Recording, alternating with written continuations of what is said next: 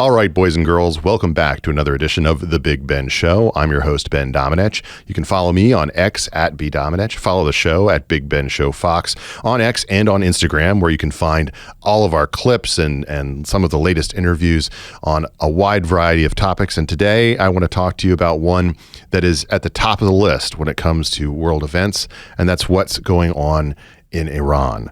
The president's message to it this week was clear. You have a message for the leaders currently of Iran. Yeah, the message is they've got to show humanity. They've got a big problem, and I hope they're not going to be killing people. And I'm going to have a report very soon. It would seem to me that they have been badly misbehaving, but that is not confirmed. To me, it seems like this is a moment that is closer to the type of change in Iran than we've ever seen, certainly in my lifetime and in the lifetime of those beyond me. Well, more so than the Green Revolution that we saw during the Obama years. And it's something that we should be optimistic and hopeful about, even with the skepticism informed by the way that we've seen this regime crack down, not just before, but in recent days, in which the estimates run of upwards of 12,000 that they have killed. And this is a regime, keep in mind, that is totally willing to kill the people in the streets ad nauseum without any kind of restraint in order to keep hold on power. The difference, it seems, here is that you have a confluence of a lot of different forces coming together to oppose the regime within the country in ways and to a greater breadth than they ever have before. Much of this is tied to the financial situation there, where inflation has exploded, where people can't afford to buy the goods that they need to survive, and where shopkeepers can't even afford to price them because they don't know how much the price is going to shift by the end of the day. A lot of that, of course, is practical, things that drive the people into the streets and protest all across the world. But in Iran, there is also the generational factor. There is the feeling of being betrayed ultimately by the leadership of the current country, one that extends back in history a very long way. A great piece by one of the writers who I read with regularity, and I encourage you to subscribe to his Substack, is by Commander Salamander. That's CDR Salamander on Substack. He writes in a piece titled Iran, Persia, and All That Jazz, "I was barely a teenager when the world and our nation were subjected to another monumental error by the Carter administration and the West, mostly the French, the betrayal of the Shah and the people of Iran. Of course, the Iranian people had agency here, as was the habit of fuzzy-headed leftists for most of the 20th century. In another rash externalization of their own self-loathing, the Iranian left got into a popular front with communists and whoever hated the subject of their daddy issues and wound up being led by religious absolutists who wanted to create the year zero, in this case, the fundamentalist Shia leadership. The usual pattern through the 20th century was the communists, being the more ruthless of the various factions in popular fronts, would make short work of tearing down, compromising, and eventually lining up against the wall everyone else in their popular front from a front until they had all the power. The smart money for those who did not appreciate the moment would have been for the communists eventually to grab power the same way in post-Shah Iran. But no, they were not against your garden variety popular front. Oops. In this case, they overplayed their preferred dialectic and as such failed to properly understand the ruthlessness of fundamental Islam, and so we got the Islamic Republic of Iran. Now we have that same republic destroying the same people that it claimed to represent, the same people who have been subjugated underneath it, who have lost so much along the way from what Iran used to be and could be again.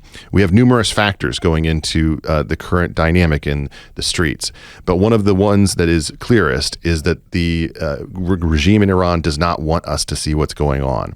They believe it's very important to shut down the access to the internet, to communication with the world, to the degree that they are literally hunting down people because they have Starlink connections.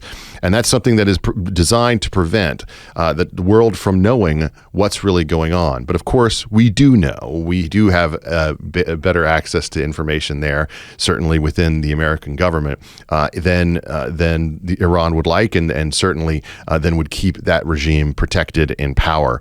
Those are things that the president knows, and they're going to factor into his his approach to this situation, which is of enormous importance. He doesn't want to put troops on the ground. The Iranian people haven't asked for troops on the ground, but he does want to say that help is on the way. What does that help look like? Well, we can get a few clues from his conversation recently with CBS. Well, now we're hearing that they're going to start hanging protesters tomorrow. So it comes back to the question, have they crossed your red line, or has the line moved? I haven't heard about the hanging. If they hang them, you're going to see some things that I don't know what where you come from and what your thought process is, but you'll perhaps be very happy. What do you mean by that? We will take very strong action. If they do such a thing, we will take very strong action. And this strong action you're talking about, what's the end game? The end game is to win. I like winning. How do you define that in Iran? Well, let's define it in Venezuela. Let's define it with al-Baghdadi. He was wiped out. Let's define it with Soleimani. And let's define it in Iran, where he wiped out their Iran nuclear threat in a period of about 15 minutes once the B-2s got there. And that was a complete obliteration, as it turns out, which is what I said initially. Then some questioned it, and they said, Trump was right. So we've been right about everything. We don't want to see what's happening in Iran happen. And, if they want to have protests, that's one thing. When they start killing thousands of people, and now you're telling me about hanging, we'll see how that works out for them. It's not going to work out good. What the president is willing to do at this moment is what everyone in Washington is waiting to see. They don't know. It's unclear which direction he's going to go. The unpredictability goes in a lot of different directions here. But one thing that is clear is that this is a moment in which we have an Iranian movement that is closer, perhaps, to a fundamental change than it has been at any moment, and certainly within our lifetimes. That change could result in a domino effect around the world that goes beyond the Middle East, one that could be enormously positive, not just in terms of the reduction in support for terror, but also in, frankly, having a nation as large as Iran is, with as many young people within it who have been pro-Western, have been moving in that direction for a very long time. That would be a momentous thing, not just for Iran as a country, but for the world. And it would mark kind of a final undoing of the mistakes of the 1970s as it related to it. Back to Commander Salamander. Like all Americans of my generation, I grew up with a hostility to the Islamic Republic. I remember well in the silence prior to the national anthem at the 1979 Gator Bowl, when some hero shouted, "The Ayatollah is an asshole," heard through much of the stadium, that my dad thought was hilarious. I can still see his smiling face. And that's why you should never get rid of that Ayatollah t-shirt. Can we get rid of this Ayatollah t-shirt? Khomeini died years ago. But Marge, it works on any Ayatollah. Ayatollah Nakhbada, Ayatollah Zahedi. Even as we speak, Ayatollah Razmara and his cadre of fanatics are consolidating their power. I don't care who's consolidating their power. I do, and we all should. I think that one of the things that we can take away from this moment is that there have been so many things we assumed about foreign policy as stagnant, as being stuck, as something that would never be movable under any administration, Democrat or Republican, that they were just things that we had to live with. So much of the Trump administration has been an enormous source of questioning those assumptions, of not just assuming that the world has to be the way that everyone in Washington has assumed it has to be for as long as they have. This is another one of those moments. Let's hope, for the sake of the people of Iran and for others around the world, that that assumption is wrong again. I'm Ben Domenech. You're listening to another edition of The Big Ben Show. We'll be back with more right after this. Happy to be joined again today on The Big Ben Show by Behnam Ben-Taleblu. He is the Iran Program Senior Director and Senior Fellow at the Foundation for Defense of Democracies. You can follow him on X at @TheRealBenhamBT. We've talked before about issues related to Iran and to the Middle East, but now we are seeing something that is truly unprecedented, at least since the Obama years, in terms of the activity in the streets there. Give us an overall perspective on what we know about what's going on in Iran, just given the limitations that we have and the various preventions of knowledge escaping that country of what's going on inside. Absolutely. Well, great to see you again, Ben, and happy belated New Year. For about 17, 18 days now, Iranians have been protesting not because of just inflation, not because of just environmental and economic issues, but because they're trying to change the regime in its entirety. This is not the first protest we've seen from the street against this regime. It probably won't be the last protest. But I have to tell you, looking at this country, living and working in D.C. for 13 years, working at FDD on this issue for 13 years, 19 in D.C., first-generation Iranian American, I can tell you wholeheartedly, this protest is the most significant challenge in the 47-year history of the Islamic Republic from the street against the state. And that's something I don't think Uncle Sam can be indifferent to. And good news, President Trump wasn't indifferent to either. As we're recording this right now, we're all kind of watching, waiting to see what Trump might do. He's talked about standing with the Iranian protesters in the past. This year, he's talked about actually holding the regime accountable for the crackdown. There's estimates of up to 12,000 killed, and we're also in about a 5-6 day national internet outage because it's, per the Washington Post, not just democracy that dies in the darkness, it's the Iranian people that have been dying in the darkness. So in terms of the source of these revolts in the street, I read the Wall Street Journal's coverage of the banking collapse that Iran has experienced, stretching back to last year and even beyond. Tell us a little bit about what that has done to people living within Iran, but particularly the middle class, and how they've been affected by it. Well, for a very long time now, there hasn't been a real middle class. You've had a somewhat upwardly mobile elite class that is often tied to people with connections in the regime or banks or businesses or financial institutions that basically keep the regime afloat, and they get to live the lifestyles of the rich and famous. And then you have really the bottom of the barrel, people who are earning basic salaries, basic wages, and then actually see that disappear due to inflation, due to poor economic policies, due to mismanagement. And then entering this big picture comes U.S. sanctions. And ironically, in the past decade or so of street protests moving away from trying to reform the system and moving towards wholesale regime change, moving wholesale revolution altogether, that has correlated with President Trump's 1.0 and 2.0 maximum pressure policy. And yet still, unlike a lot of the conventional wisdom here in D.C., the people are turning out onto the street not to go against the U.S., not to even challenge the U.S. sanctions regime. They're holding the Ayatollahs, Tehran's theocrats, responsible for the poor monetary policy, for the poor fiscal policy, and they don't want to change in the exchange rate. They will basically want to change in the regime.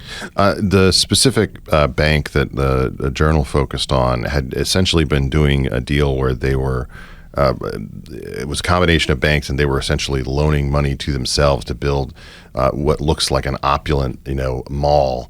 That's actually the world's biggest mall, Iran yes, Mall. Yes, Yeah. Tell me about that.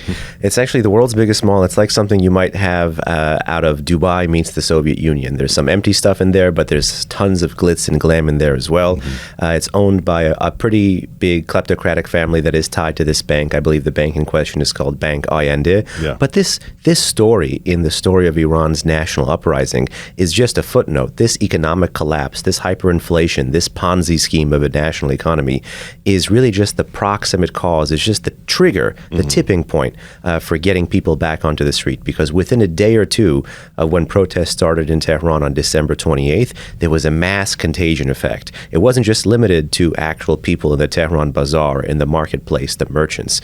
It was basically anybody who uses the currency, and then anybody who politically has a gripe with the regime. So it went labor unions, students, truck drivers, and then tons and tons and tons of average Iranians here. I like to say about these protests, the great silent majority is not so silent. There is a list of bullet points that I want to read to you from one of the Substacks that I read quite a lot, from Commander Salamander.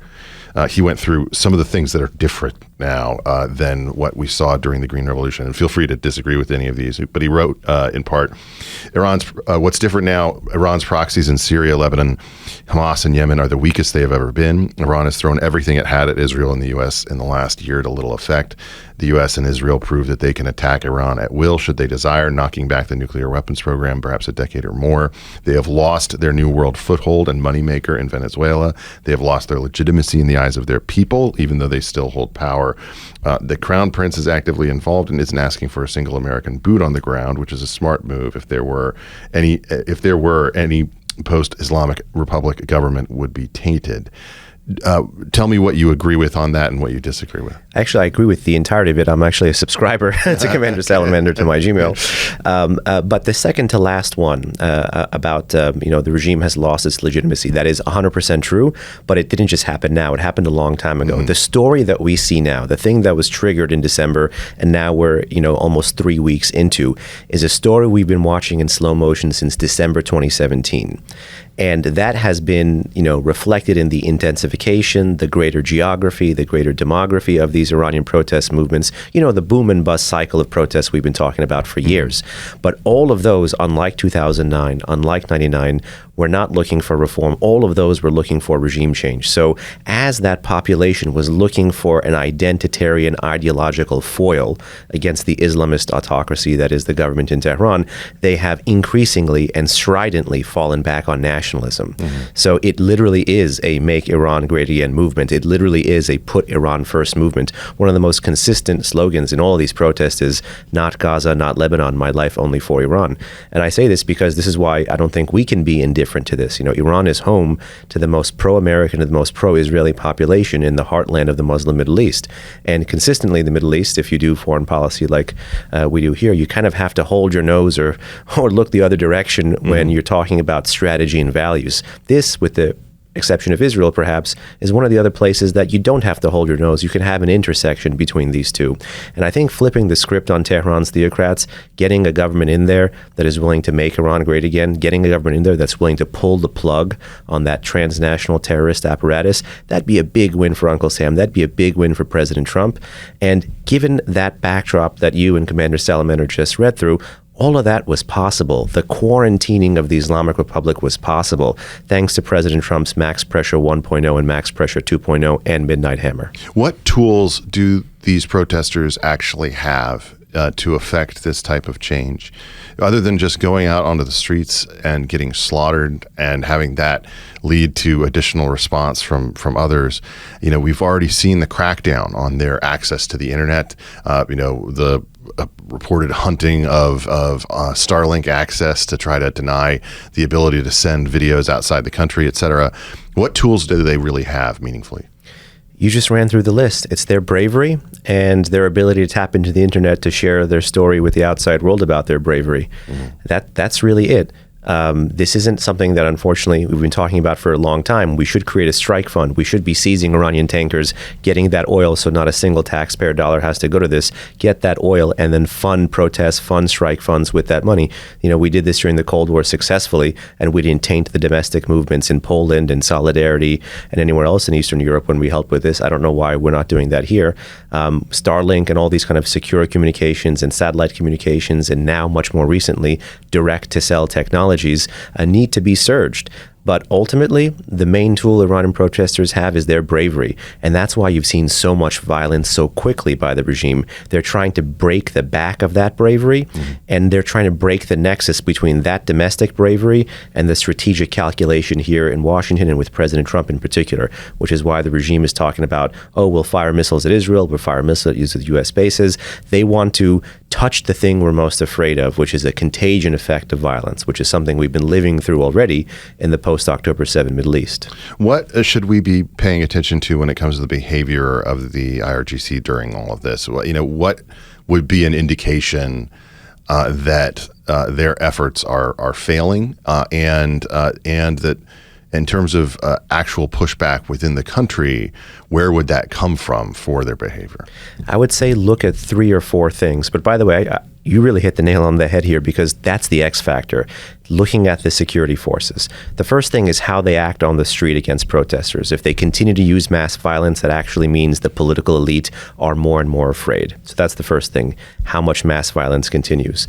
Number 2 is how much protesters continue to turn out. As mass violence happens, does it dip or does it go up? Does it frighten them or does it stiffen their spine?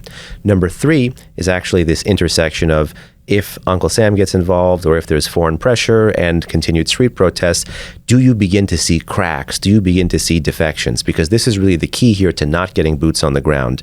We have this regime, 46, 47 years in power.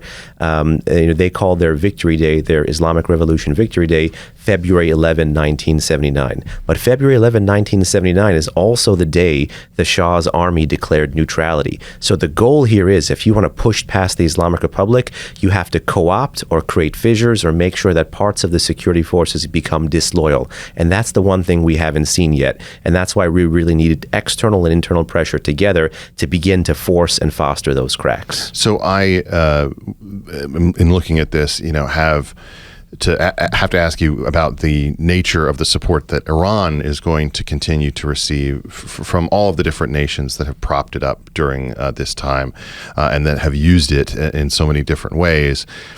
Do they have an interest here in shutting this down that could actually be put into motion or affected quickly? Do they have materials and resources in place to try to shut them down? And who would be likeliest to try to pull that off? Are we looking at a situation where China tries to get involved to a greater degree? Where would that come from in terms of external support? I think one of the successful elements of U.S. foreign policy has been to really make sure the Islamic Republic knows how alone it is, how isolated it is. I mean, just look at the operation against Maduro in Venezuela. The Islamic Republic just lost its sole state partner in South America. And if you marry that with what happened with Syria, in 2 years, the Islamic Republic lost 2 major state partners. And those were state partners on the level or below, but above, this regime has been trying to make friends with, and is friends with, this new axis of authoritarians, Russia and China. Russia, fortunately, is bogged down in Ukraine, and it's Iran that actually is giving Russia weapons to continue. And vis-a-vis China, the Chinese have been very mercantilist with the Islamic Republic. They buy their oil at a discount. That is also due to the success of max pressure sanctions. But the Chinese have helped this regime with facial recognition technology, a lot of this kind of military jamming, the internet censorship technology that allows them to be lethal and discriminating against these protesters. And that's really where that X factor is. Does that transactional relationship, though, have basically a breaking point where the Chinese would sort of say, at a certain point, this is just about trade. This is just about, an approach to what we get back from you. And if you're not going to be able to deliver that anymore because things are going sideways when it comes to the regime, does China basically say, we'll let this go?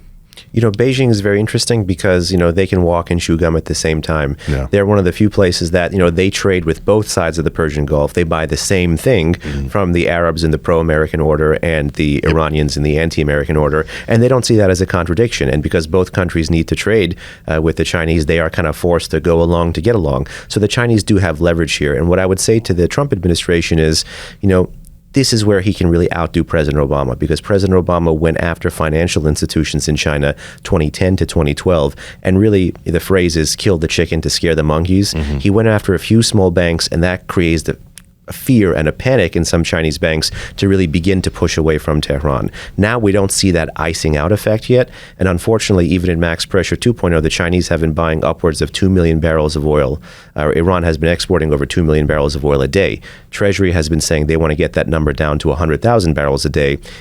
That differential can be brought about by A, taking the tankers, and B, putting the squeeze on Chinese financial institutions. And I think together that will incentivize a hedging and a freezing out that you're talking about. You've talked about the success of the Trump 1.0, 2.0 approach.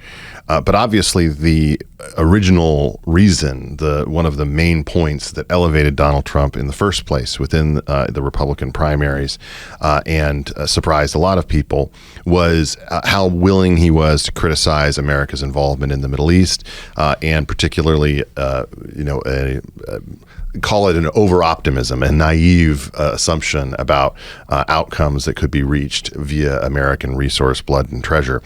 He has said that help is on the way, and that type of thing is a message to the Iranian people. Realistically, what does that help look like? And is there kind of a gradation in your mind of kind of this is what maximum support would look like?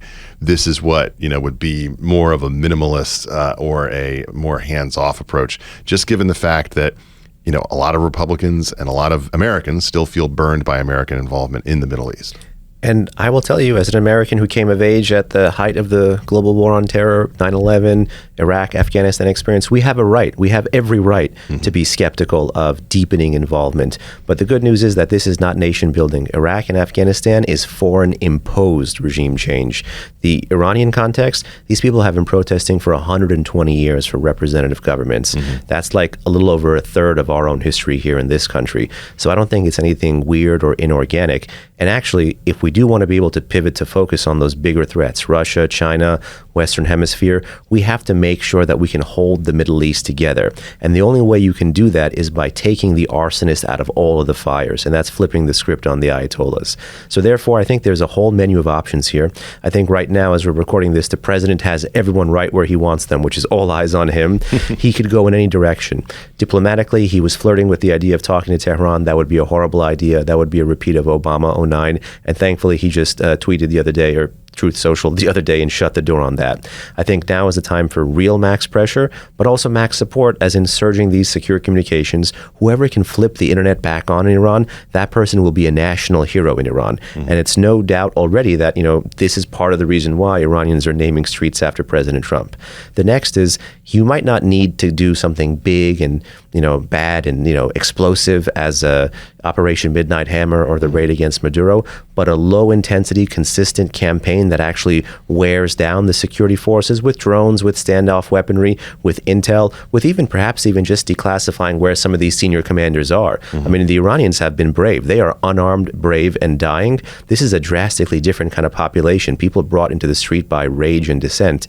And the more the president can actually empower that local population, the better off he will be and the better off we will be. So you have tons of options here that don't even get us to boots on the ground, but we do have to be realistic, because the more we challenge this regime and bring it to the edge, the more likely it is to respond. So we also need to do the contingency planning. If they fire missiles, how do we suppress fire? How do we defend us? How do we defend Israel?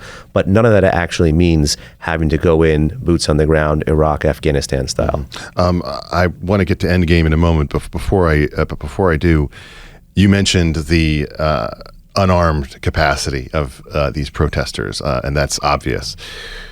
Is that going to change?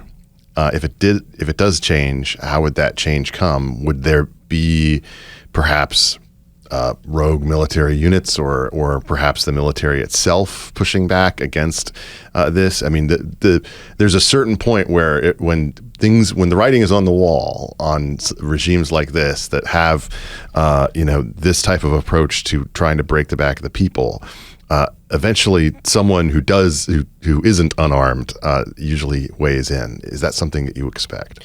I do think that's something we could expect, and I do think that's something that both President Trump as well as the Iranian opposition, particularly the Crown Prince, have and should be having as part of their strategy. We need a defection strategy. We need the guys with the guns to turn, and part of the Crown Prince's messaging thus far has been to try to tug at not the IRGC, but the regular army, what's left of the conventional military establishment there, which his grandfather created over 100 years ago, how to tug at their heartstrings, how to tug at their nationalism, and perhaps get them to flip or get them to really feel that they can put pressure on the regime in other ways in internal meetings. But I think, again, the X factor here is, you're right, the guys with the guns. And that is going to require putting the real squeeze on them to make those tough budgetary, political, and even survival choices. How has the rest of the world reacted to this from your perspective, particularly our friends in Europe? Our friends in Europe have been a mixed bag. They've started just, maybe in the past day, 2 days to get better. Netherlands has been killing it. Australia just recently has been good. Some somewhat okay statements from the Canadian Foreign Ministry. Macron tweeting whatever Macron will tweet. But I want to bring our attention not to our friends, but to our compatriots and our college campuses, not just here, but around the world. College campuses have been remarkably empty. Major streets and thoroughfares, unless you're an Iranian Brit, Iranian Australian, Iranian Canadian, have been remarkably empty of the people that actually, for the past 2-3 years, have been disrupting cities with the pro-Palestine movement. It really is morally and politically jarring and deafening, the degree to which some of that stuff happened and why no one really cares about the most pro-American, the most pro-Israeli population dying in the darkness in the Middle East. Notable for its absence. What does an endgame look like in terms of both the best, worst case, and perhaps middle scenario for you? You know, when you said Endgame, a light went off in my head because I saw President Trump's interview the other day, and I think it was a CBS reporter or someone else who pushed him, and he said, "My endgame is to win." And I got to tell you, working on this issue for so long in Washington, we seldom have a theory of victory. And that was the first time I really heard even President Trump articulate, the goal is to win. The goal is not to contain them, to roll them back. The goal is to win. And the only win is the collapse of a regime that has literally right now as we speak, a bounty and several fatwas on the head of the sitting U.S. president. They're trying to incite the world to come and kill him, to come and take his property, to come and take his wife and his daughters and do unspeakable things with them. This is in the content of their fatwa based on the legalistic rulings and jurisprudential rulings these guys have put out. This is not a joke. This country has been saying for 46 years, death to America, death to Israel. They've put their money where their mouth is. They've sucked up too much of our time, too much of our attention, too much of our resources. The only pathway to victory is in supporting the Iranian opposition, is in giving the maximum support with secure communications and a strike fund, military pressure on the regime, and making sure that we put the regime in the place in a lose-lose situation so that they kind of force themselves out of existence. It will be a bumpy road. That's the most optimistic scenario. In the middle is that the president might entertain something of a switcheroo, like in Venezuela. You take out the leader and you see what happens. My fear here is, though, that the street didn't come out onto protest just to have, rearranging deck chairs on the Titanic. This is a population that knows what it wants. It knows what it wants to tap into. It doesn't want one guy in a black turban being replaced by one guy in a white turban, or some guy in a military uniform trying to put on an ill-fitting suit like what's going on in Syria right now. These guys want wholesale reintegration with the world. And actually, that's why the Crown Prince's messaging has been so resonant, because he can offer, it's not just weird royalist nostalgia or brand name or diaspora politics. It is the imagery of what was, the promise of what could be, and the peril of right now. This is what it was. That's what it could be. And look where you are right now. And that is really one of the biggest things keeping Iranians on the streets today. And I got to tell you, President Trump is remarkably popular in Iran because he too has been able to create those contrasts. One of those bumps in the road could potentially be throwing distance from where we are sitting right now, and that's Capitol Hill. What has their reaction been to what they've been seeing, just given the degree to which the Democratic Party, which is focused on an election where they're very optimistic about taking back one, potentially both houses of Congress, that they have basically been just knee-jerk Trump critics in every decision that he's made when it comes to foreign policy. This will really be a test of not our partisan politics, but of our morality and our ability to actually conduct national security strategy while having a conversation about electoral politics. I saw even AOC, I think a few days ago, issue a tweet in support of the Iranian people, which is great. And I responded, here is the things that you should be doing in Congress. You should be funding XYZ. You should be supporting XYZ policies. Unfortunately, with respect to her, I haven't seen that with respect to her congressional track record. I have criticism all around. I mean, I wish the House Foreign Affairs Committee last year held a meeting on Iran. They didn't. With outside experts. There is a lot of room for improvement when it comes to folks here in Congress. Well, one thing I would ask you just domestically about the indication that AOC tweet, sort of suggests is, does that yourself give you more optimism, just that doesn't necessarily seem like a position that she would take if she thought she was taking sides with the losing part of this? Yeah, it's something organic. She might see the writing on the wall. She might see the winds moving in the right direction, which, if our job is to be political, let's help her see that direction. If we really want to topple a regime that has had no compunction working with Mexican drug cartels, Canadian biker gangs, and even most recently, Eastern European mafias, to try to kill or capture people on our own soil, I don't think we should be afraid of reaching across the aisle. Last question for you. The experience that you've had as a first-generation Iranian American of talking to family and friends about this, what is the thing that you're hearing the most? Well, I got to tell you, not my family, because thankfully most have come out, but the internet blackout has been the most terrifying thing. Just a day and a half ago, the regime opened up the landlines. And so people who have family, friends, contacts, whatever, just checked in on loved ones. And I'm sure those lines were intentionally open to be monitored by the regime to say, oh, what are people sharing abroad? And potentially to get the domestic audience to fib to the foreign audience and say, oh, no, it's good here, and please remove the pressure. So I understand the predicament that Iranians are in. They're sharing their fight on social media, in the pictures, in the imagery that they continue to share, and thankfully that continues to come out via Starlink. So I think we know where they stand.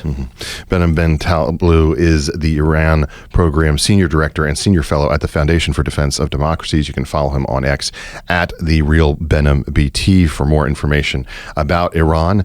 Thank you so much for taking the time to join the Big Ben Show today. Great to see you again, Ben. Thank you. And we're back on the Big Ben Show. Happy to be joined today by Jordan Hirsch. He is the Senior Counselor for Palantir Tech. You can follow him on X at Jordan C. Hirsch. Thank you so much for taking the time to sit down with me today.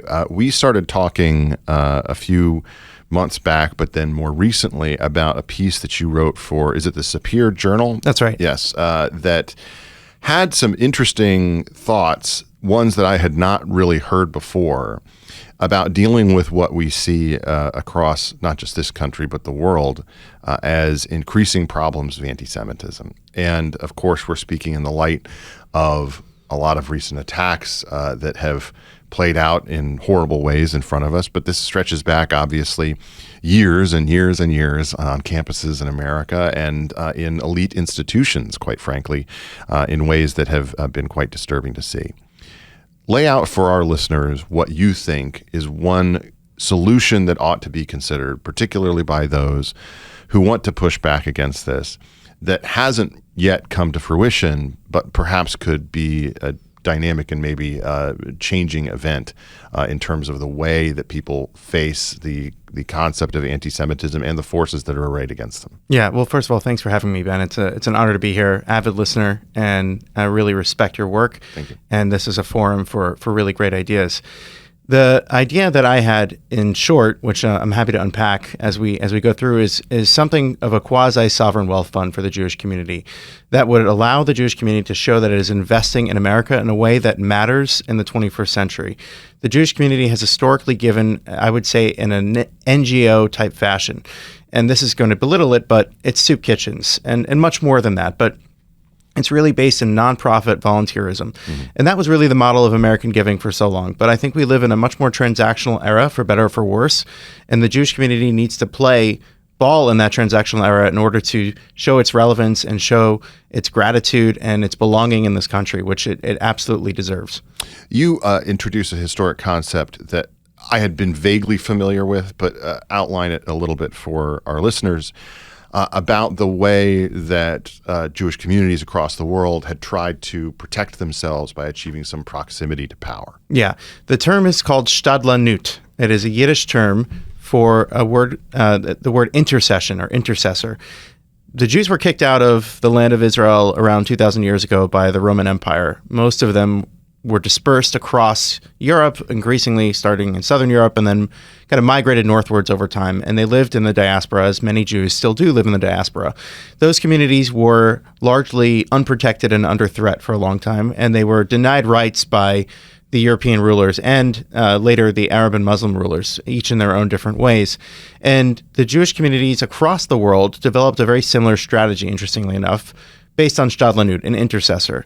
The model was basically a successful, resourceful member of the Jewish community would serve the prince, the lord, the king of the land in exchange for rights for the Jewish people that were not otherwise recognized. So it might be a very successful merchant with contacts abroad. It might be somebody who was in banking because that was one of the professions that Jews were allowed to partake in, that Christians were not allowed to partake in as a result of interest. And they would offer their services to the court, and the court in exchange would protect the Jewish community. And it succeeded a lot of the time until it didn't. The thing that is interesting about that, of course, is that it has, as a Christian, it has a biblical foundation in history, and you recognize that happening frequently, within the experience of the Jewish people. But it also, of course, creates resentment. It creates a situation where you have to build these relationships in order to protect your community. But then there's the threat that can be used against that of the insider, the elite, et cetera. And that somehow, when people turn against the ruler, in fact, they could blame it on that type of relationship.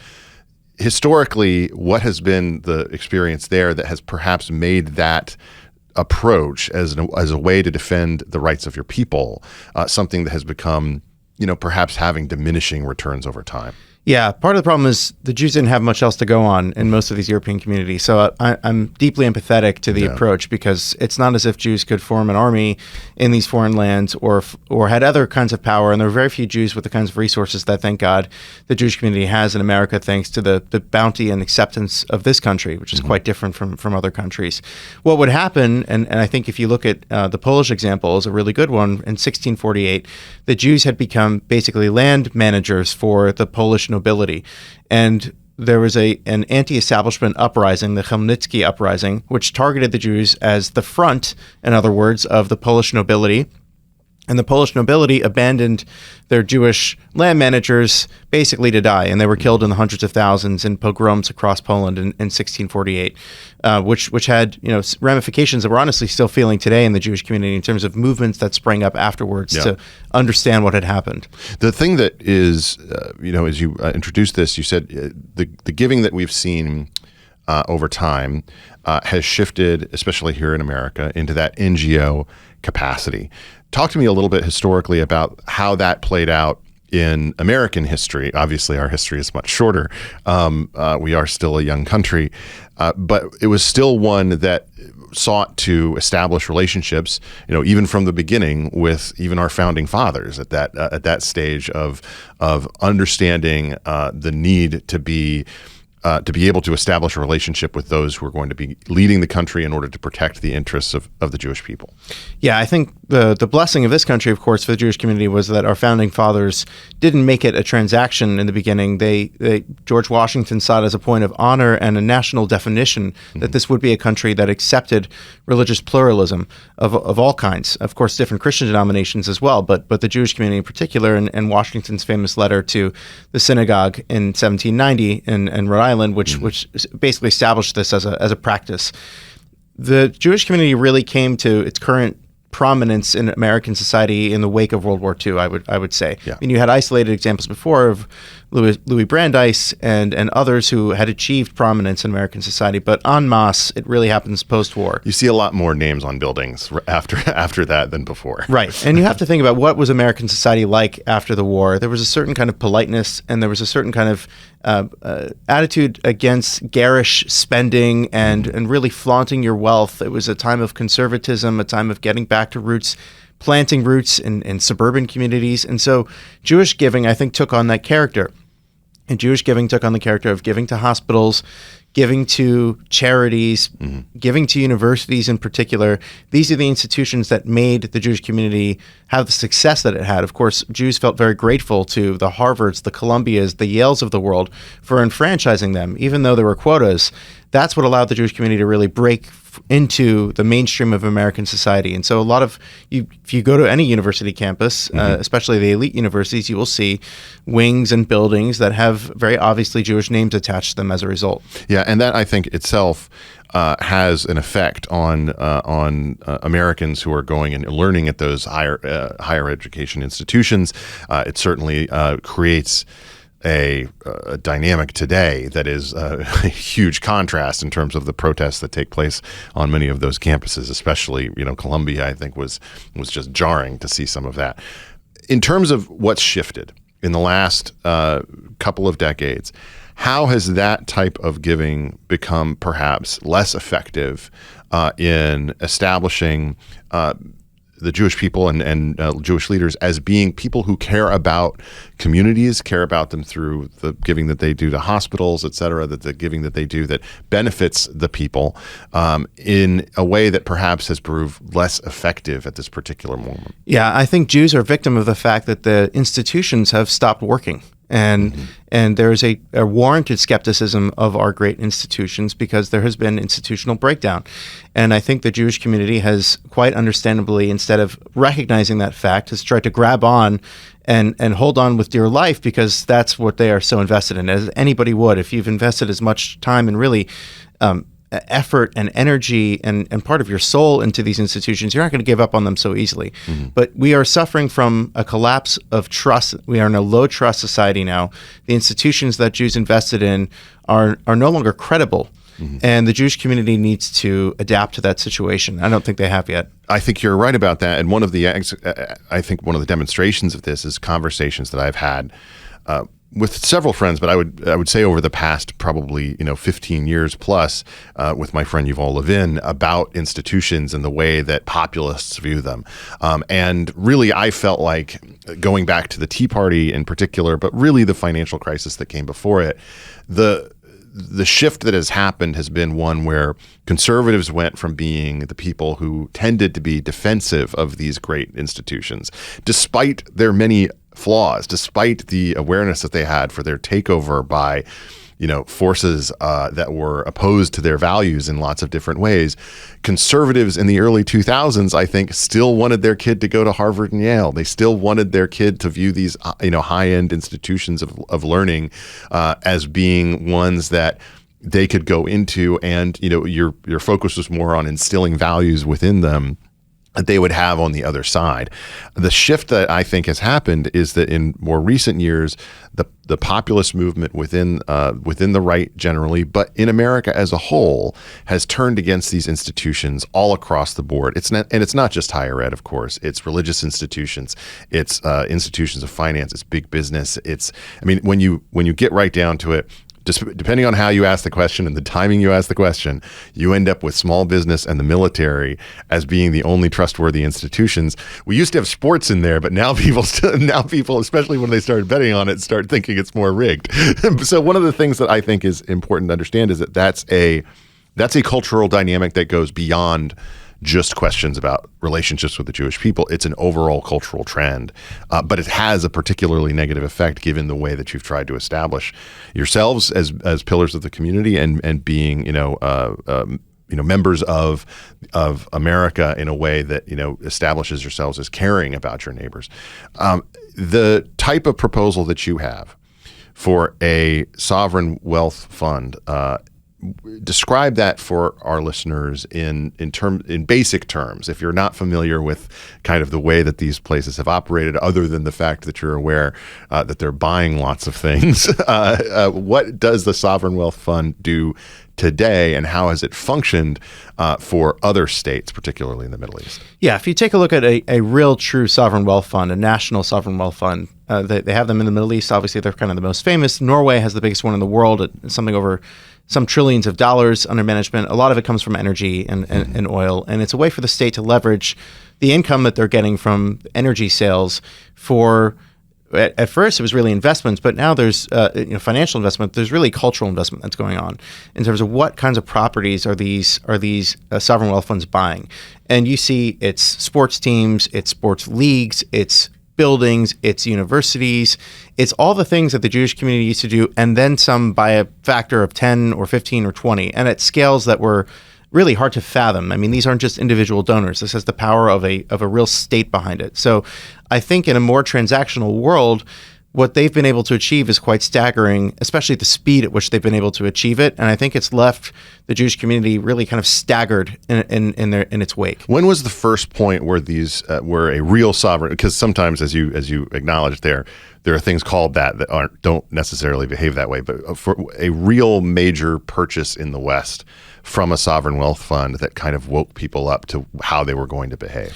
I mean, if you think way back to the Bush administration, of course, there was Dubai ports. Yes. And so that was really some of the early indication. But now, I mean, if you think back to Dubai ports, we wouldn't let the Emiratis buy a port. That's so far gone. We are way past that world. I'm not saying that's a bad thing. I mean, the Emiratis can invest all they want, but now we have golf leagues, we have Formula One teams, we have major league teams in the United States. We have, of course, European leagues that are basically running on this money. It's not just that they're contributors, that they're playing a very important role. Look at the media deal that's been in the news recently. that has a sovereign wealth fund element to it as well. And so across all of our major cultural dimensions, sports, media, higher education, these sovereign wealth funds are playing a major role in American society. We have a slightly different attitude towards folks once they buy Superman and Batman, is what you're saying. We might.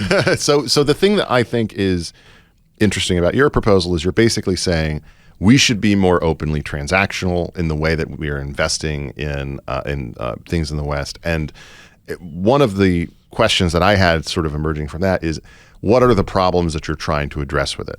From my perspective, it seems that one of them is by having that more transactional attitude, you're putting yourself basically in a category alongside others, as opposed to, allowing your critics to basically say there's something, untoward going on here.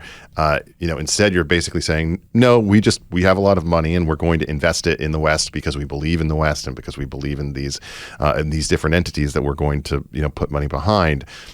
Is that part of the problem that you're trying to solve? Yes, that's exactly right. I think the coin of the realm in today's world is authenticity. I think what the Jewish community mistakes is they have a country club mentality when it comes to giving their money and donating their money and investing their money. You don't want to appear too garish. The sovereign wealth fund thing looks too obvious and sort of dirty and unclean, even though it's not, it's just open.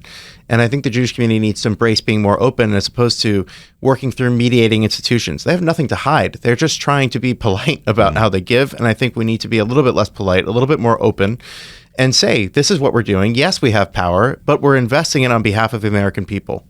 Is there a necessary concern there that having that more open, authentic attitude will create more backlash as opposed to less? Just to give you the devil's advocate argument, that people would basically, I recall, for instance, various products that are, the patchouli scented among us have advocated for not buying or boycotting or getting off of campuses, that type of thing, whenever one of these things bubbles up. Is there a concern that a more authentic and direct form of investment would lead to that type of backlash? It's quite possible, but I think it's a risk the community has to take because, first of all, we're getting the blame for it anyway. Yeah. Look at our enemies. You're not escaping it. We're not escaping it. But I think that to me, the target audience is the populace who are not anti-Jewish, but they are institution skeptical. And I think if the community can show a credible moving away from those institutions to invest in new things, build new things in America, that could have a difference. It could make all the difference, actually. My goal is to make sure that those people don't fall into the camp of those who I say are suffering from Jewish derangement syndrome, who I promise you do not care whether we are investing openly or through mediating institutions. They are going to blame us and finger us anyway. It's one of the things that is a perfect example of this within the political sphere, quite frankly, is that if you are just an average Republican who's accepted a couple of $1,000s from AIPAC over the years, I got to be honest, that money ain't influencing you. Like it is not going to make a difference between where you are positionally. And people don't seem to understand that when it comes to, it's the same way that people always, I remember being in the room once when a pseudo comedian was going after the amount that the NRA was spending on political advertising, and he thought it sounded like a big number, and I thought it sounded like nothing. and so it's one of these things where the outsider can kind of allege, or whether they are doing so from a position of ignorance or whether they're doing so with a malign intent, that any of the backing that these institutions or that these investment opportunities receive, that it's somehow untoward if it is less transactional, if it has that kind of, as you say, country club behind the scenes nature to it. Isn't this partially a generational problem that for those of us who are, not young, but on the younger side of things, that authenticity is something we truly appreciate because we're going to Google the products eventually, and if things start going viral on the internet, people are more aware of things. Is this just a situation where older members of the Jewish community are used to giving in a certain way, and it's hard for them to entertain a different path? Yeah, it's going to be very hard. And the good news is I don't think my proposal would require all of them to get on board. If we waited for that, it would take 10 years. I'll put it this way. It took about 10 years for the Jewish community to understand the threat from the left. And only just as they began to understand the threat from the left, the threat from the right emerged. And so it takes a long time to move these institutions. It's a little bit like trying to shift the Titanic in open waters. You can't do the whole thing, But what you could do is 5 or 10. And that would be my idea, is like 5 or 10. And yeah, it's going to be uncomfortable. They might be speaking for the community, but a lot of people try to speak for the community already anyway. And I think it would be really powerful if the Jewish community could show, one thing I'll say is, one of the things related to authenticity is like direct to consumer really matters as a result of what you're talking about. We don't trust Congress anymore to be an arbiter of our feelings and thoughts. And so I think that's why the model of lobbying Congress doesn't work as much as it used to, because if the institution isn't working, then trying to lobby it doesn't look right to people. I think the Jewish community needs to do much more direct-to-consumer work, and I think that's why this investment model is probably the best way they can, given the tools that we have as a community to do that, right? To build things that actually lead to new jobs in America, for example. So theoretically, if someone was to just from the community who had those types of resources was to call you up and say, Jordan, this is a great idea. How do we build it? What does it look like? And what do we do? What would your answer be? Yeah, I'd say, off the top of my head, 2 things. Number one, TNT manufacturing. We don't do it in the United States anymore. I think the last TNT plant blew up recently. We get most of our TNT from Poland. That's obviously a problem. If you think about the geopolitics of Poland, imagine if Poland goes poof. Hopefully that never happens, but that could leave us in a real bind across the world. What if we brought TNT manufacturing back to America? Let's invest in it. Let's bring the jobs back. Let's start that. Biopharma. We rely entirely on China for generic pharmaceuticals, which has a stranglehold on us and could lead to very serious problems in the event of a war. Let's strengthen the biopharmaceutical supply chain and build our resilience, and have the Jewish community, members of the community, claim credit on behalf of the community and say, this is what we're investing in now. We're placing a bet on America. I think those would be very, very powerful signals. The article that you had obviously was written in a journal that I was previously unfamiliar with. I'm sure that our Jewish listeners were familiar with it, but it was a fascinating read. Since you wrote it, what has the feedback been like, particularly from those who might be in a position to make something like this a reality? It's been strong reactions on both sides, which is what I expected. I think there's the people from the institutions are skeptical and wary and fearful. I think the main critique has been this is only going to increase anti-Semitism, which we touched on a little bit already. However, it's interesting. I think a lot of people have come out of the woodwork who are, I would say, 45 and younger, to your point about the generational, and they're looking for new answers because they're the people who lived through the campus wars. And I graduated college in 2010, so I lived through my own, and I went to Columbia, and we went through it back in 2010. We had the president of Iran at Columbia, so it didn't get as bad. I forgot about that. Was trippy. These things have been around for our generation, and so we know that the current model isn't working. And so a lot of people are, God, we're just desperate for a new idea. And I'm not saying my idea is God's greatest gift to the world.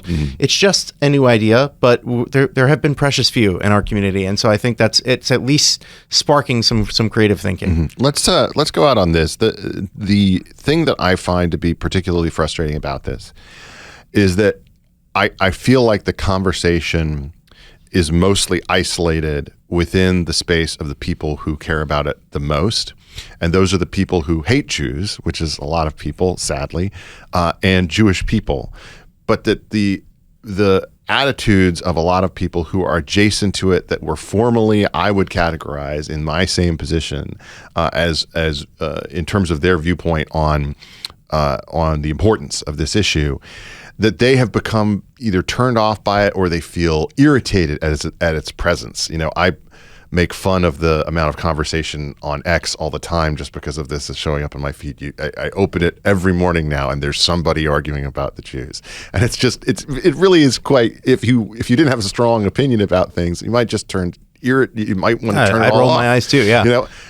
How do you get people to understand who are in that adjacent community? I'm talking about Xer and Millennial and Zoomer, American, either Christians or, more often now, frankly, religious nuns who are, wanting to basically turn the whole conversation off and not care about it, which itself, I believe, is actually a loss for your side of the argument. Yeah, I tend to agree with you. I think there are some Jews who would say, look, it'd be better if everyone just stopped talking about this, but I don't think that's likely to happen. No. So I don't think that's the world we live in. To get people to care, that's the $1 million question.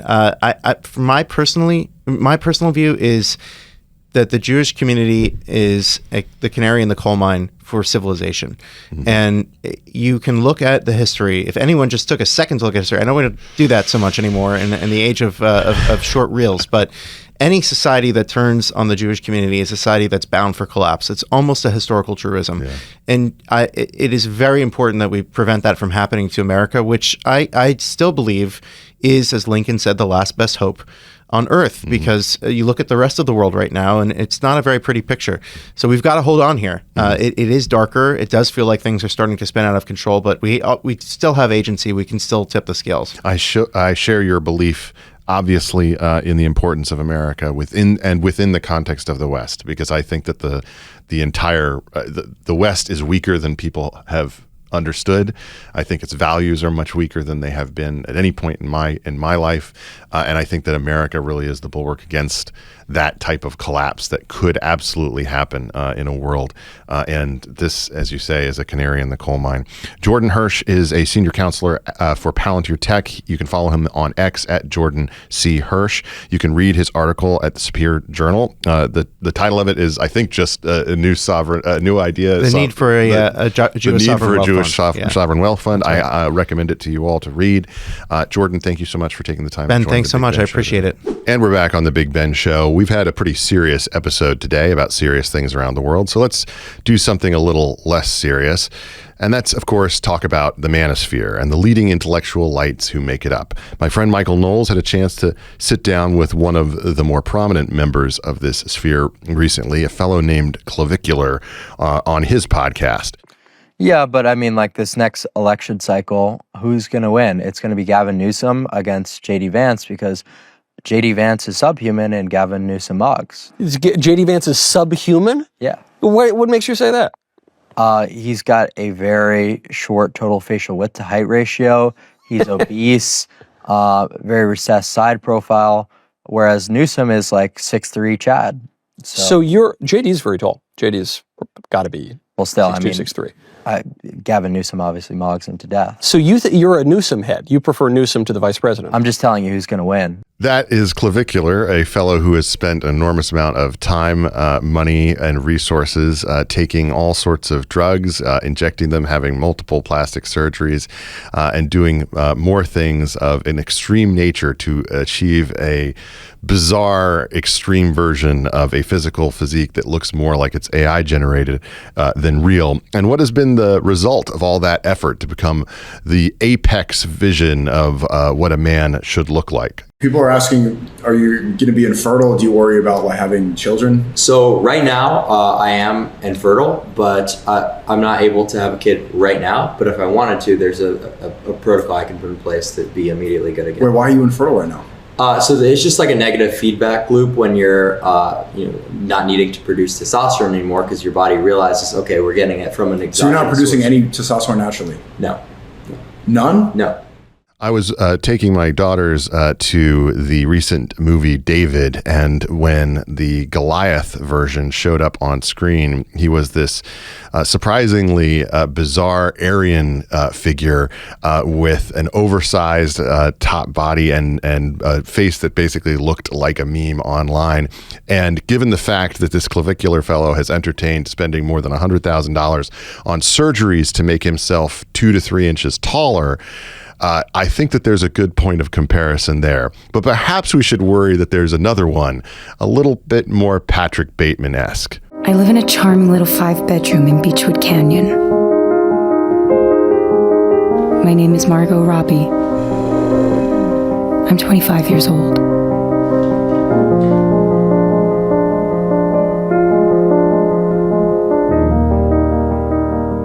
I believe in taking care of myself. In a balanced diet, in a rigorous exercise routine. In the morning, if my face is a little puffy, I'll hold 2 cold spoons dipped in lapsang souchong over my eyes. I like to meditate while I work on my core, even though I was born with a 6-pack. This is the type of ridiculous nature that things online have turned into. It's just the most extreme version of every type of Looksmaxxing that you could entertain.